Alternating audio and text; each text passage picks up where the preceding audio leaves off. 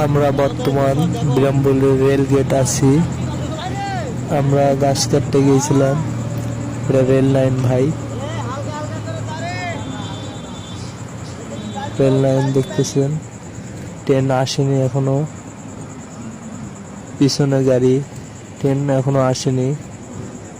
Train দেখার ইচ্ছা ছিল কিন্তু ট্রেন তো আর আসলো না। আমরা রাস্তা পার হচ্ছি, সামনে সুজারতলা দুর্গা বাজার,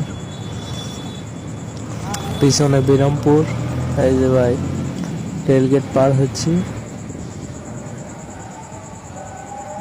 সবাই মিলে গিয়েছিলাম গাছ কাটতে। গাছ কাটা আসার সময় রেলগেটে এই ভিডিও এই দেখতেছেন, এটা রেলগেট। আর হাতের ডান পাশে দেখা যাবে হিলি রোড।